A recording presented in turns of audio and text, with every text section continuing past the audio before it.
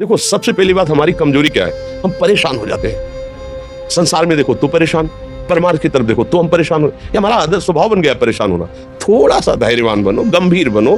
कोई भारी से भारी विपत्ति में परेशानी स्वीकार करके विपत्ति से थोड़ी निकला जाता है। सुलझो, ठीक है, विपत्ति आई, समस्या आई, इसका समाधान होगा।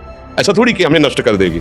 अगर अभी हमारी बड़ी हानि हो जाती है, हम कल इससे बड़ा लाभ प्राप्त कर सकते हैं। हमको एकदम बिल्कुल गंभीर रहना है, इतने कमजोर नहीं बन जाना। अब वो गए तो क्या होगा, अब वो वस्तु गई तो क्या, पद गया तो क्या होगा। प्रयास किया था, ये पद मिला था, इससे बड़ा पद प्राप्त करूंगा, मैं इससे बड़ा महान बनूंगा। ठीक है, एक बार गिर गया, गलती हो गई, दंड भोगूंगा, फिर इससे ज्यादा संयम में रहूंगा।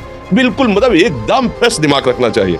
और अपने लोग क्या है, जरा सी बात में एकदम पचड़ा कर लेते हैं, एकदम कमजोर हो जाते हैं। ये बिल्कुल ठीक नहीं है। हम जीवन भर की यात्रा की बात कह रहे हैं, भारी से भारी कष्ट में भी मुस्कुराना, तो हमें बल मिला है, हमें भगवान की कृपा का दर्शन हुआ है, हमें उनका दुलार दिखाई दिया है। अगर ऐसे तो भाग जाते, फिर परमार्थ में थोड़ी चलना होता है। आज जो आप सुन करके लाभ लेने की चेष्टा कर रहे हो ना, ये केवल प्रवचन नहीं है, ये जीवन है। अगर ये जिए ना होते ना, तो ये इसका प्रभाव नहीं पड़ता, फिर वाणी का प्रभाव नहीं पड़ता। हम इसीलिए कहते हैं, जैसे आप लोग एकदम परेशान हो जाते हैं, तो बोलो क्या हमसे ज्यादा परेशानी होगी। दोनों किडनी खराब, दवाई लाने के लिए पैसे नहीं, पानी रखा है, हम उठ के पी नहीं सकते, भीषण शरीर में कष्ट, भीषण बुखार, क्योंकि किडनी फेल, जरा में बुखार, खाने को क्या, रोटी मांग के लाओ। अगर वहां सब्जी मिलती है तो लाल मिर्च ऐसी पड़ के मिलती थी कि पा नहीं सकते थे। आप सोचो, पानी लाना है तो मुझे लाना है, पीना है तो मुझे पीना है। अगर मैं हारता तो कहां पहुंच जाता, क्या स्थिति होती। नहीं, मरना है और कदम पीछे। कोई दिन ऐसा नहीं जिस दिन सेवा ना की हो, जिस दिन सेवा ना गए हो। गुरु जी की सेवा में जाना है, पहले अपने को स्वस्थ साबित करना है। नहीं, सेवा नहीं लेंगे, तुम बीमार हो, तुम कष्ट में, वैसे उनकी दृष्टि बड़ी शांत है। उनकी सेवा की, आके लेट गए, फिर हिम्मत की, अपनी श्री जी की सेवा की, मधुकरी नहीं गए, 3-3, 4-4 दिन भोजन नहीं गए, पर सेवा नहीं छोड़ा, दिनचर्या नहीं छोड़ी। और उसका प्रधान कारण संयम, ब्रह्मचर्य, भगवदाश्रय, नाम जप, कभी हारने नहीं दिया। अभी भी थोड़ी देर बाद डायलिसिस शुरू हुआ, हारने, आपको हारे हुए नजर आ रहे हैं। शरीर में पीड़ा है, किडनी फेल है, ऐसा थोड़ा हम स्वस्थ बैठे, पीड़ा है, बार बार प्यास लगती है, थोड़ा थोड़ा पानी मिलता है, हर, लेकिन हम आनंदित हैं, हम प्रसन्न हैं। हम लड़ाई में हारे नहीं हैं, ना हारेंगे, हम जीत चुके हैं। हम अपने मालिक के भरोसे में अपना सब बात, तो वो, ये हम अपनी बड़ाई नहीं बता रहे, हम आपको बता रहे समस्या। सोचो, तुम्हारे पास तो माँ है, भाई है, बहन है, परिवार है, कोई ना कोई तो है ना। मेरा किसी ने कभी जीवन में ध्यान भी नहीं दिया। क्यों?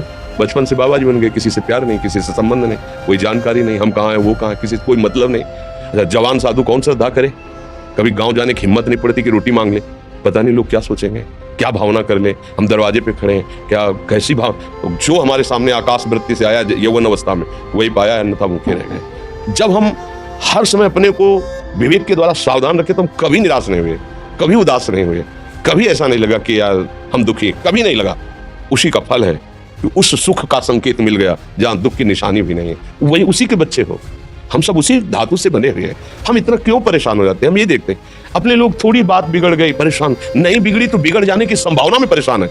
आज सुख है, लेकिन कल सुख छिन जाएगा, तो हम आज के सुख में सुखी ना होकर कल के दुख की आने की संभावना में हम भयभीत हो। मतलब क्या हमारी सोच रह गई। हमको इतना बलवान बनना है कि सुख और दुख दोनों हमको छू न सके। भारी से भारी सुख की व्यवस्था है तो अहंकार नहीं, हर्षित होकर किसी का अपमान न करे कि हम धनी, हम पदाधिकारी, अमुक। भारी से भारी दुख आया तो हमें किसी के सहयोग की जरूरत नहीं। हम फिर अपने कदम बढ़ाएंगे, हम फिर जुड़ी हुई अपनी भावनाओं को सजाएंगे। मस्त जीवन, एकदम तुम अविनाशी के बच्चे हो। शेर का बच्चा भेड़ों के बीच में फंसकर म्यों म्यों बोल रहा है, बस। अगर दहाड़ना सीख जाए तो कोई भी उसे परास्त नहीं कर सकता। ऐसे भगवद अंश, तू प्रपंच में फंसकर अपने को इतना दीन क्यों देख रहा है। तू ऐसा है कि भगवान के दिव्यास्त्र में भी ताकत नहीं तेरे को मार सके। तू अविनाशी का अविनाशी बच्चा है, विनाशी भोगों को, विनाशी शरीर को मैं मान के इतना भयभीत, इतना दुख, ठीक नहीं। ये सबके लिए, केवल एक के लिए नहीं। आप समझो, आप लोग सोचते हैं हम गृहस्थ होकर भला ऐसी स्थिति कैसे। जनक जी सुखदेव जी के गुरु हैं और राजा हैं, महल है, रानियां हैं, नौकर है, चाकर।